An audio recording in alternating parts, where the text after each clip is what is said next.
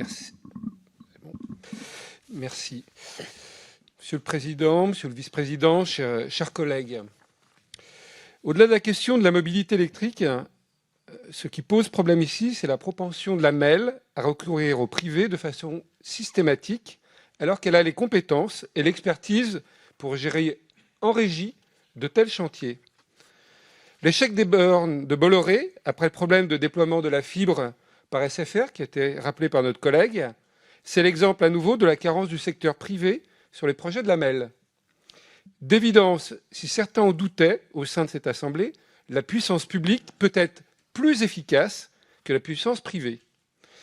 Gardons cette idée en tête, car durant ce mandat, notre Assemblée devra faire le choix de la régie ou d'un opérateur privé pour la distribution de l'eau potable. Nous sommes dans un contexte qui devrait nous alerter. La fusion récente de Veolia et de Suez a créé de facto une situation de monopole privé inquiétant.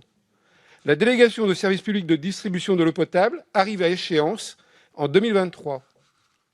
Il faudrait s'atteler à cette question dès maintenant pour ne pas être dans l'obligation de déléguer dans quelque temps par défaut parce que nous ne serions pas préparés.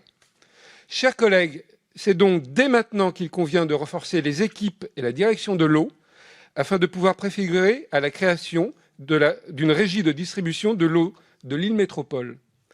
Je reviens aux bornes Blue Leap. Seulement 27 bornes installées sur 167 annoncées. Quel échec! Oui, il était donc temps de résilier ce contrat, mais que de temps perdu. Surtout, quelles sont les perspectives d'évolution de la stratégie métropolitaine d'électromobilité?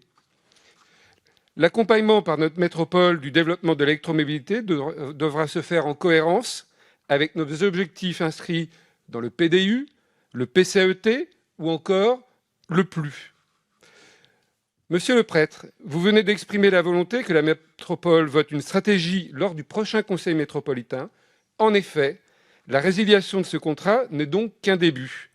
Nous attendons donc avec impatience que vous engagiez une réflexion collective pour l'élaboration de cette nouvelle stratégie. Évidemment, nous voterons pour cette délibération. Je vous remercie.